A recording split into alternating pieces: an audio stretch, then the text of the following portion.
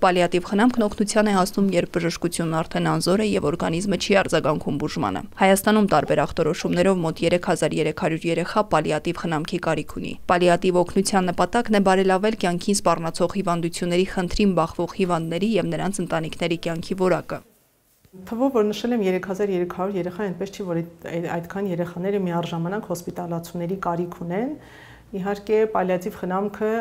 երեխայի ախտորոշման պահից սկսած է որոշվում, բայց ամբողջությամբ չի, որ անմիջապես պալիատիվ խնամք են միայն ստանում այդ երեխաները։ Աստիճանաբար իրենց հիվանդության զարգացման հետ կապված պալիատիվ խնամքի ծառայությունների կարիքը ավելի մեծանում են եւ նվազում են հիմնական բուժական միջամտությունների եւ հիմնական բուժման ծավալն է նվազում։ Հայաստանում մանկական պալիատիվ խնամքի առաջին բաժանմունքը բացվել է 2021 թվականի սեպտեմբերին Յոլիան արյունաբանության եւ ուռուցքաբանության կենտրոնում, որտեղ կա 5 մահճակալ եւ նախատեսված է օնկոհեմատոլոգիական հիվանդություն ունեցող երեխաների համար։ Եվս 3 մահճակալ կա Արաբկիր բժշկական կենտրոնում, նախատեսված հենց այդ բուժհաստատությունում գտնվող ծանր եւ կյանքին սպառնացող դեպքերի համար։ 2025 թվականի հունվարից արդեն գործի է դրվել մանկական պալիատիվ շարժական օգնության պիլոտային ծրագիրը, ներառված է 40 դեռահաս։ Տնային ծառայությունների շրջանակներում բժիշկը եւ բուժքույրը նախնական գնահատելուց հետո երեխայի վիճակը իր տեղամասային ԱԱՊ օղակի բժշկի հետ առաջին այցը կատարելուց հետո գնահատում է երեխայի կարիքները, պլանավորվում է ինչ այցելություններ կատարվի եւ ինչ հաճախականությամբ, գնահատում ենք ինչ սարքավորումների կարիք ունի երեխան, ինչ դեղորայքի կարիք ունի, որի կիրառմամբ երեխայի կյանքի որակը ավելի կարող են բարելավել տան պայմաններում։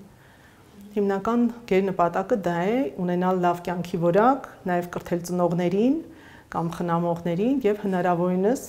պահել երեխաներին տանը, ոչ թե հիվանդանոցում։ Տեղեկացվածության պակասը կարծրատիպեր է զարգացնում։ Ծնողները խուսափում են անհրաժեշտության դեպքում դիմել պալիատիվ օգնության, ինչի արդյունքում տուժում են երեխաները, բարդություններ, որոնք հնարավոր էր կանխել, նշում է բժիշկը։ Օգնում են, որ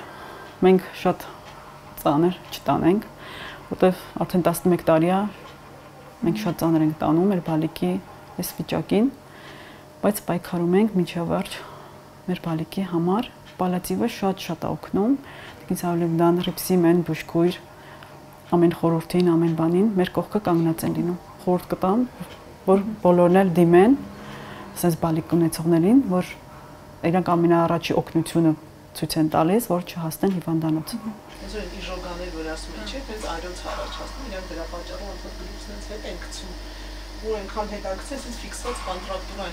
չի կարելի այնքան կարճացնել այս մոկաները։ Պալիատիվ խնամքում աշխատել իսկապես բարդ է, միգուցե որոշակի որակական հատկանիշներ է պետք, որ ինքդ պատրաստ լինես,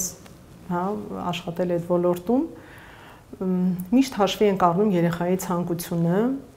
եթե երեխան մեր բաժանմունքում է, հնարավորինս փորձում ենք իրականացնել իր բոլոր երազանքները։ Եթե ունենում ենք բաժանմունքում բարգատ ժամանակ իր ծննդյան օրն է, տարեդարձն ենք նշում իրենց ուզած հերոսների հետ,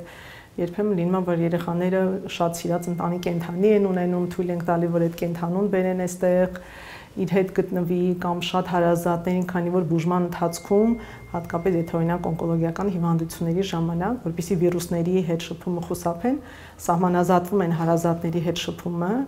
բայց երբ որ այնպես է ստացվում, որ գալիս են պալիատիվ բաժանմունք, ավելի բաց է այդ շփումը ու երեխաները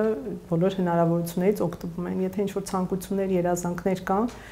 եթե մենք չենք կարողանում, փորձում ենք գտնենք դոնորներ, ովքեր պատրաստ են իրենց ցանկությունները իրականացնել։